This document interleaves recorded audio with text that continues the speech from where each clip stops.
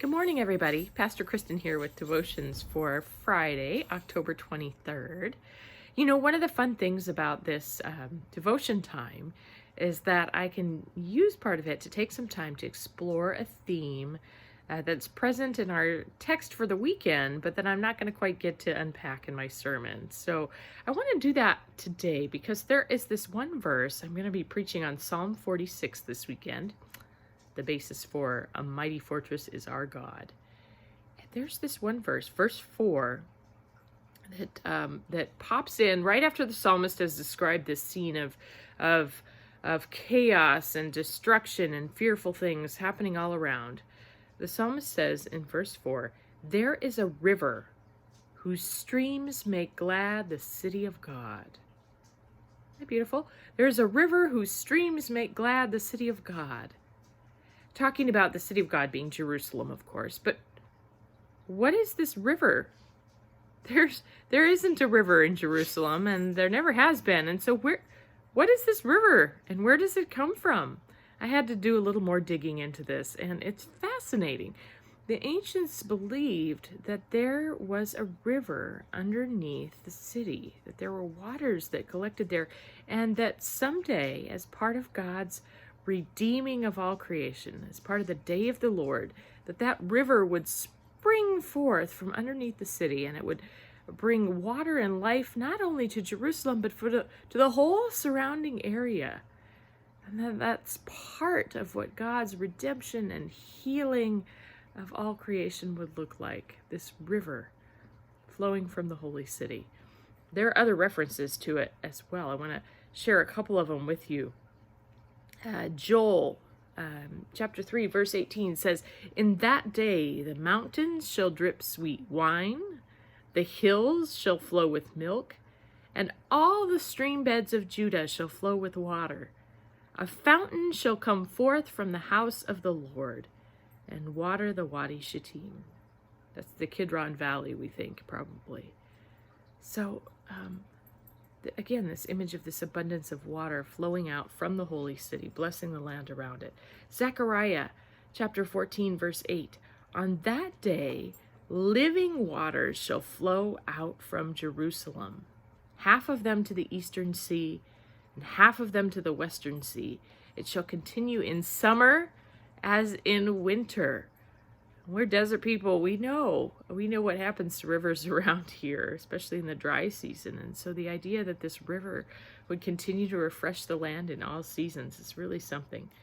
But the most in-depth description of this river comes in Ezekiel chapter 47. And it's a long section. I'm just going to read a part of it, but I just want you to listen to this imagery. Ezekiel's describing this vision that this heavenly being is leading him through, okay? And it says, "Then he brought me back to the entrance of the temple.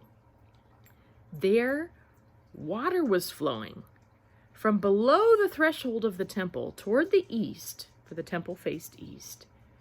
And the water was flowing down from below the south end of the threshold of the temple, south of the altar. Then he brought me out by way of the north gate and led me around on the outside to the outer gate that faces toward the east. And the water was coming out on the south side. Going on eastward with a cord in his hand, the man measured 1,000 cubits and then led me through the water." So he's now wading out 1,000 cubits worth. "It was ankle deep. Again he measured 1,000 and led me through the water, and it was knee deep.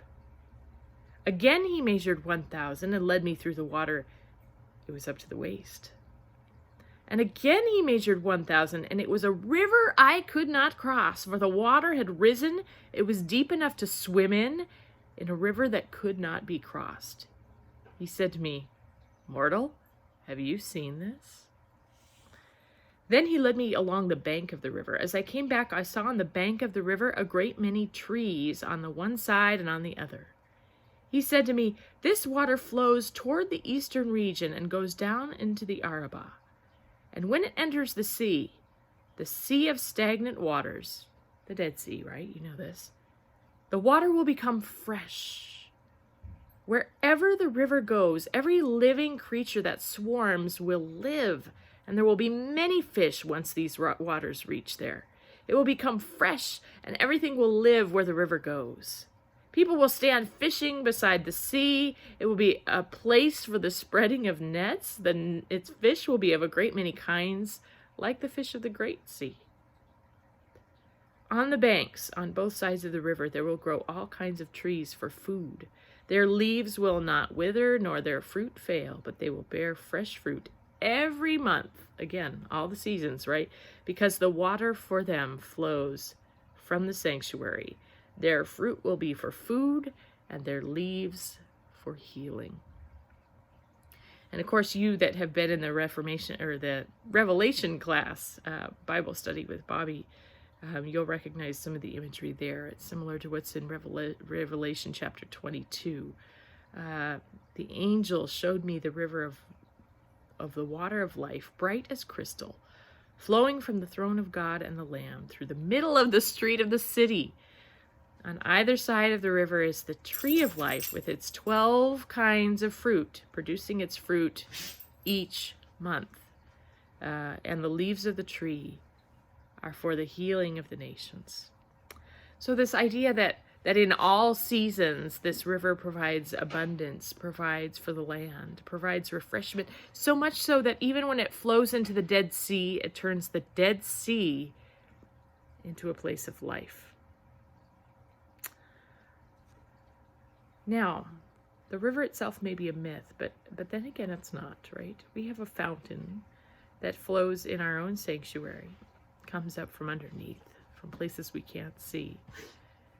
And it's our belief that the gift of life that's present, that's symbolized in that water, indeed refreshes not only our lives, provides cleansing and renewal, but it refreshes the lives of those we touch and those around us.